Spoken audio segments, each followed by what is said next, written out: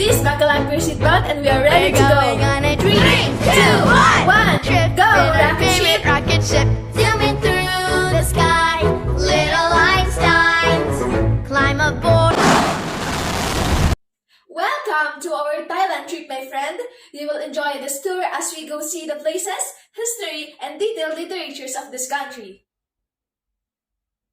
Today, I will tour you in different amazing dimensions here in Thailand. First, I will give you a brief history of Thailand.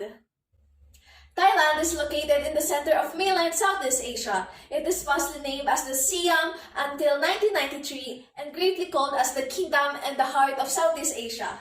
This country is also known for its tropical beaches, opulent royal places, ancient ruins, and ornate temples displaying the figure of Buddha. As you can see in our view, we are in the field of elephants. They are very beautiful and lovely, aren't they? They are very tall and big. As you may not know that Thailand is the land of the white elephant and the country of Muang Thai, or the land of free.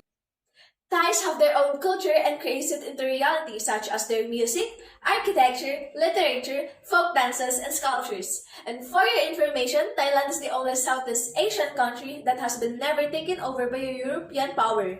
And as of today, the population of Thailand is 69.8 million since the pandemic occurred. Our rocket is ready to go to our next tourist spot. Come on in 3, 2, 1. Whoa, that's fast! Everyone, this is Wat Iron, or also known as Temple of Dawn.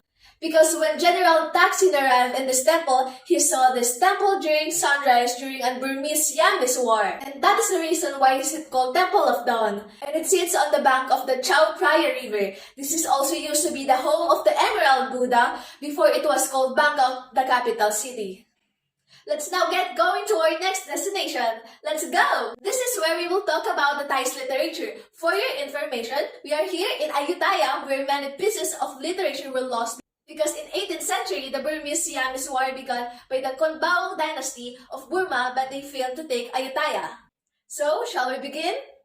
The earliest literature of the Thai people was written in Chinese until the 13th century. The Thai literature was heavily influenced by the Indian culture and Buddhist Indo-ideology. A number of versions of the epic were lost in the destruction of Ayutthaya in 1767. In early literature, it was primarily concerned with religion. In mid-19th century, Thai verse were written exclusively by the aristocracy or royalty. And authorship kings can only see all periods of country's history. Most literature in all days were consistent works in Buddhism and Hinduism directly or indirectly. Thai people bought some cultures from their homeland southern China, where they have been contacted to Chinese culture for centuries, and adapted to its later concept of Buddhism and embedded to literatures. And now, I will present to you the most important Thai literary works, the Ramakyan. It is a uniquely Thai version of the Indian poet, the Ramayana. In Thailand, the meaning of Ramakyan is literary glory of Rama. This Thailand's national epics. The poet who wrote Ramakyan is Jan Kadet. The importance of the Ramayana epic in Thailand is due to the Thais adoption of the Hindu religio-political ideology of kingship, as embodied by the Lord Rama. One of the major and most important poet of Thai literary figure, the Thailand's pride in literature, Suntoin Phu. He is considered as the most important poet in Thai literature, who is best known for its romantic adventure story of Phra Aphai-Mani and for 9 travel pieces called Nirats. And do you know that he is known as the Thailand's Shakespeare? His work is translated from Sanskrit and rearranged into Siamese verses. His most famous poem, the Phra Aphai-Mani, is a long fantasy romance. This work of his regarded as the end of court domination in literature. He is also a poetic genius and well-beloved commoner. Suntoin Phu's enduring achievement was to write superbly well in common language about common feelings and in common folk. In 20th century, Thai writers tended to produce light fiction rather than literature, but increasingly, the individual writers are being recognized for producing more serious works like Kukrit, Pramoj, and Kulab Saipadit.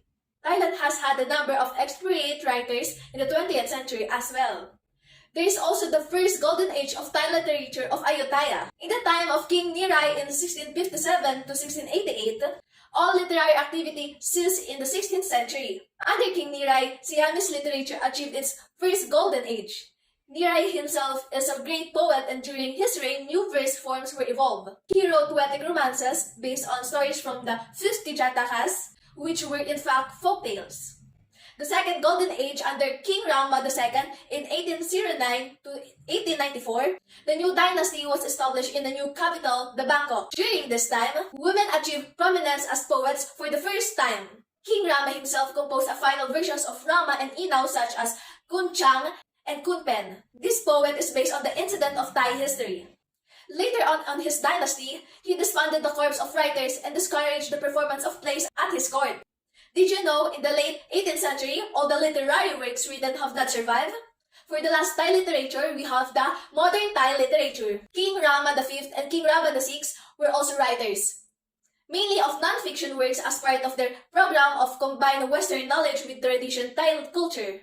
It is the story of Lilith Ralo. It is the best work by King Rama VI. The story is based on the tragic end of King Ralo, who died together with his two women he loved. It is originated in a tale of Thai folklore and later become the part of Thai literature. So, my dear friends, this is the end of our tour. I hope you enjoy our Thailand